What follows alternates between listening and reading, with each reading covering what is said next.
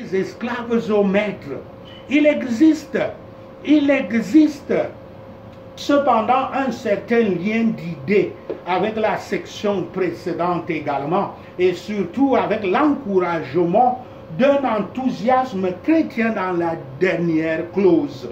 Dans le Nouveau Testament, la forte insistance sur la soumission, que ce soit comme dans Romains 13, verset 1 à 7 et 1 Pierre 2, verset 13 à 17, au pouvoir civil, ou comme ici et dans Colossiens 3, verset 18 et 4, verset 1 et 1 Pierre 2, verset 18 et 3, verset 7, à l'autorité nationale, ou comme dans 1 Thessaloniciens 5, verset 12 et 13, 3, verset 6 et 2 Thessaloniciens 3, verset 14 et 15, à l'autorité ecclésiastique, indique probablement une tendance, la première exubérance de la liberté et de l'enthousiasme chrétien, à ne pas tenir compte des restrictions, des lois et conventions appropriées à la vie extérieure, la vie moderne, la vie mondaine.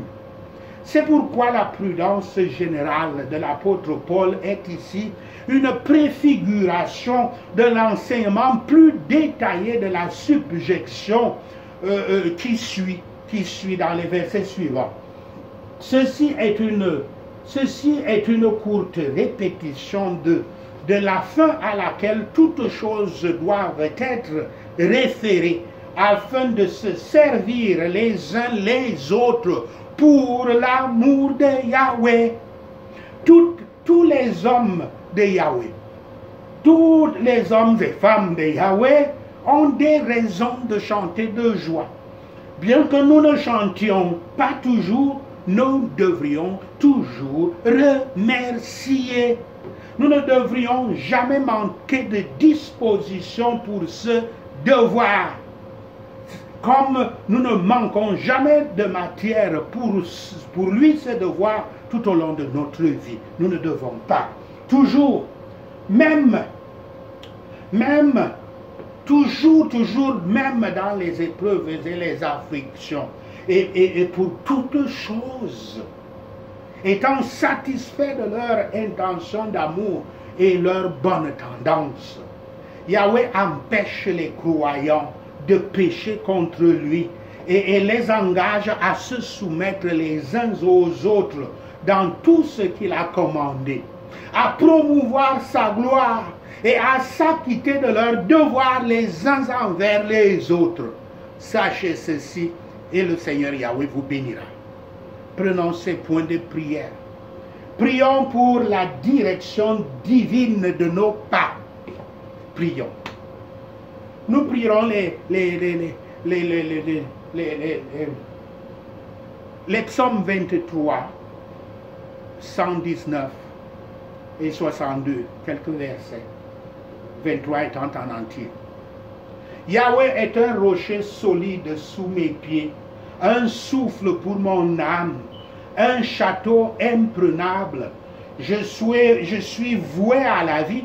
Au nom de Yahshua le Messie, je prie.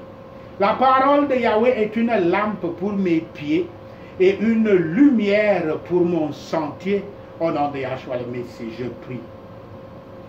Yahweh est mon berger, je ne manquerai de rien.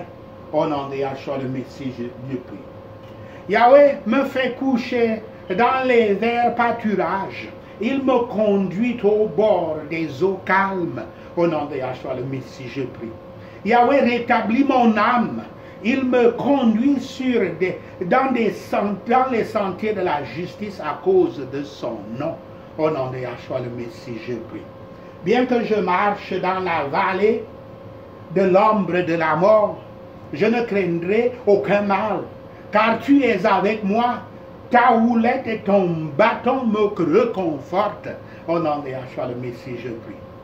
Tu prépares devant moi une table devant mes ennemis. Tu oins d'huile ma tête, ma coupe déborde.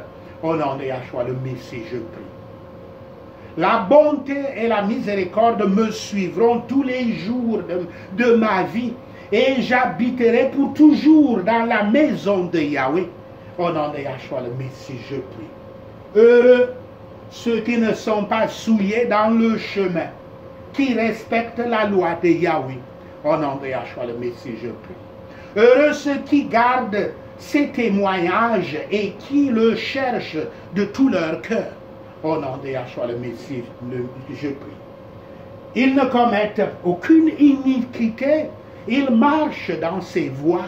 Au nom de Yahshua le Messie, je prie. Seigneur Yahweh,